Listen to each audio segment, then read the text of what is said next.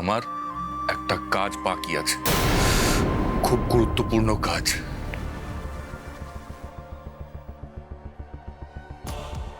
নিশার পুরোটা প্ল্যানিং বুঝতে পারছে না। দাদা ভাই, এটা কিন্তু একদম ঠিক কথা।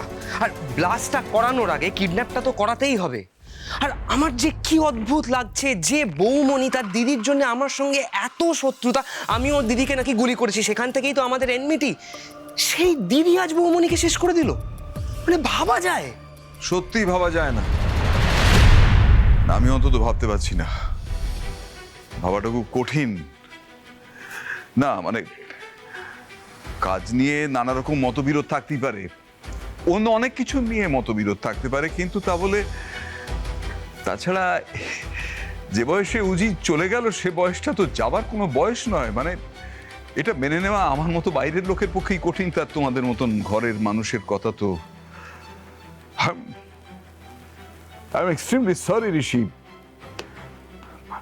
My condolences.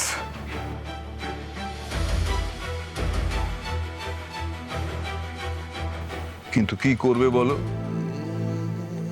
ডেস্টিনি, নিয়তির নিয়ম তো কেউ খণ্ডন করতে পারে না।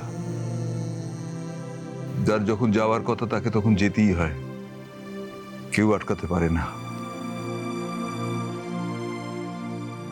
তোমাকে এই সমস্ত শোক নিজের বুকের মধ্যে দমন করে যত তাড়াতাড়ি সম্ভব কাজে ফিরতে হবে। তোমার ভেতরের শোকটা ভেতরের মধ্যে দমন করে যত তাড়াতাড়ি সম্ভব তুমি কাজে ফেরো। একটা বিরাট কাজ তোমার জন্য অপেক্ষা করে আছে, একটা বিরাট বিজনেস অপরচুনিটি তোমার জন্য অপেক্ষা করে আছে। অনেক মানুষের স্বপ্ন, অনেক সাধারণ মানুষ যাদের কথা তুমি আর উজি প্রতি মুহূর্তে ভাববে, তাদের রুটি রুজি জড়িয়ে রয়েছে ওই কাজের মধ্যে, যা তুমি না এলে হবে না।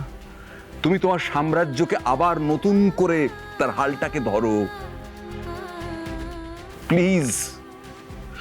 উজি উজি বেঁচে থাকবে তোমার ভাবনায়, তোমার সৃষ্টিতে, তোমার পরিবারের প্রতিটি সদস্যের মনে।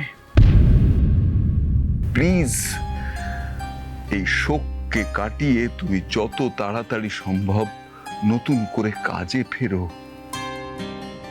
সেটাই হবে উজির প্রতি তোমার সব থেকে বড় ভালোবাসার নিদর্শন। তোমার সাফল্য তো উজির সাফল্য, ঋষি।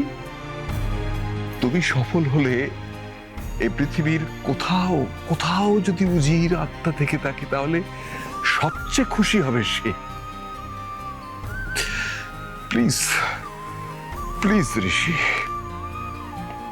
একবার আমার কথাটা ভেবে দেখো।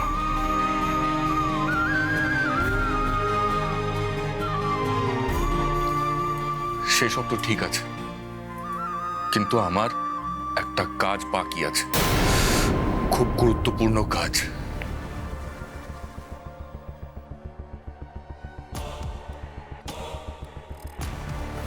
ওই নিশা মিত্রকে আমি ফাঁসির সাজা দেব, আমি তার আগে থামবো না।